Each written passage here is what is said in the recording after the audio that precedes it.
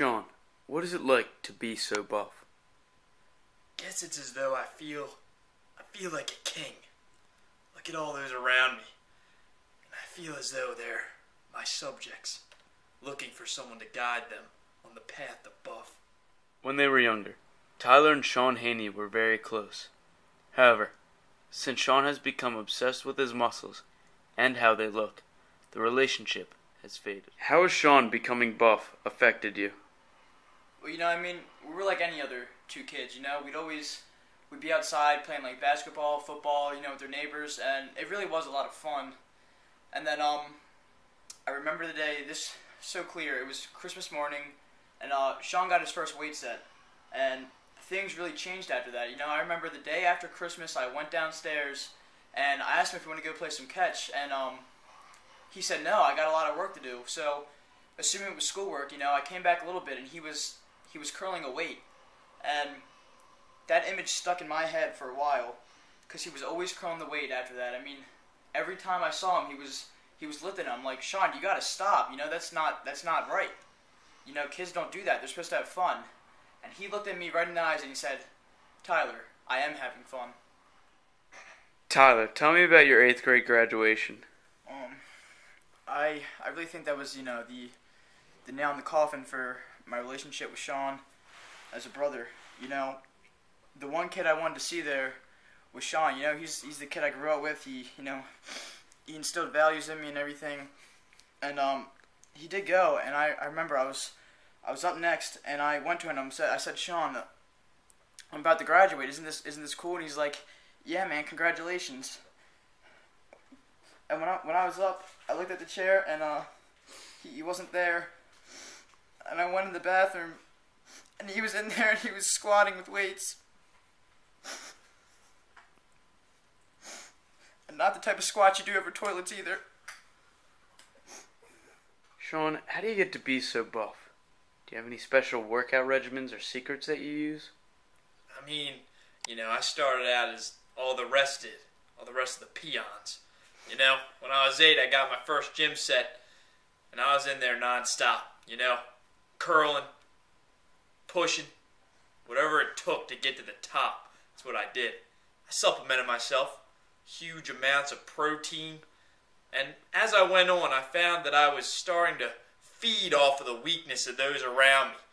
They were really the things, the catalyst for my buffness that propelled me forward to new peaks of buff.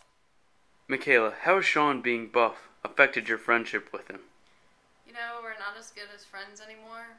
He starts calling me names like peon, which I don't really know what that is at all. And he's really cocky too. He's flexing all the time, asking me if I want to go to Gunges. Like I'm a girl. What do you think? Yeah, I kind of agree with her. They used to be really good friends. They'd always be hanging out, and it went from really like, Michaela, you want to go play some apples to apples, to Michaela, how about you make me a sandwich? I'm buff as anything, And it's really not right. It's not right. Their relationship was like this piece of paper. It had strong ionic bonds. And then when he got buff, the buffness tore it apart. And I think the only thing that can mend, what has been done here is Sean needs to just calm down, and he needs to stop lifting. He can still lift, just not as much. They used to be good friends, and it really hurts to see that relationship tear apart, because God didn't put us on this planet to get buff. He put us on this planet to love.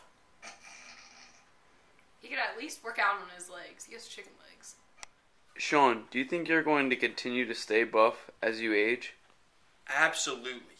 It's been through time that I've gotten to this point. All my hard work takes time, preparation.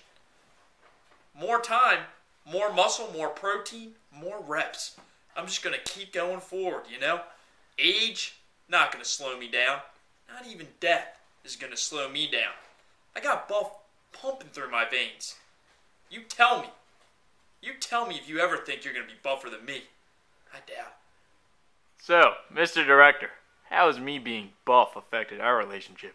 I don't know how you got my camera. Like, you just pried it out of my hands. I've realized that that buff guys are kind of jerks, and I really just want to get this documentary over with. And yeah, that's really how it's affected my relationship with you, Sean. What about your girlfriend? Nothing really. Does she think you're weak No. when she compares you to me? No. It's not what I heard. What did you hear? She thinks you're weak. I've placed this container of whey protein here for a reason. Let's see what he does with it.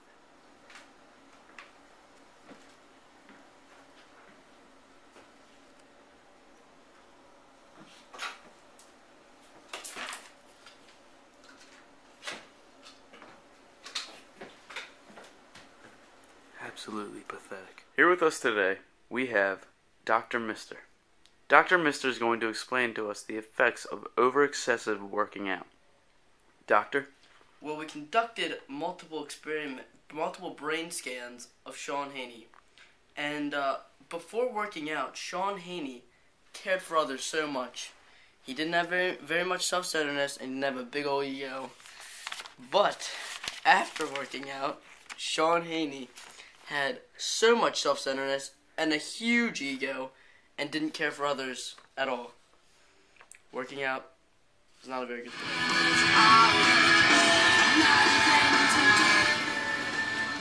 So Sean, where are you headed to, man? The gym, obviously. Haven't worked out yet today, so feeling a little weaker than usual. But about to remedy that in about 5 minutes. Get to the gym, do my exercises, rebuff.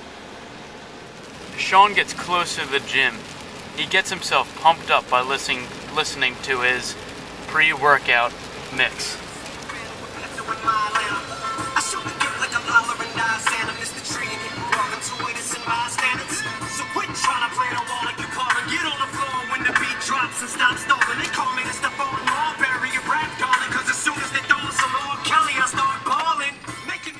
This is the gym where Sean likes to work out.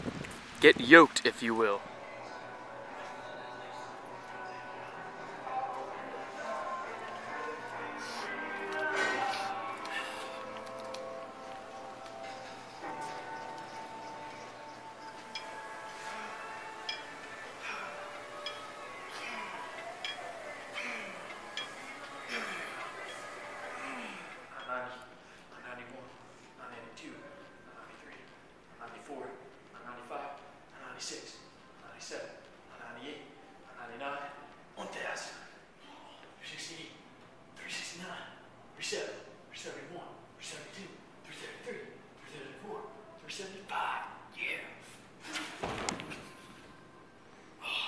Sean, how does the gym make you feel? I just feel good. The gym's my home, my place of refuge. When I come here, I know I'm the king. Everyone else, they follow me. They support me. I support myself.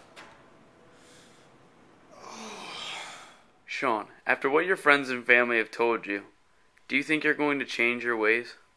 I'm not ever going to change my ways for those weaklings. They're just jealous. That's all it is. I'm buff and they're not. And I'm going to change for them? No. It's not going to happen. They need to change. They need to make the change. The change to buff.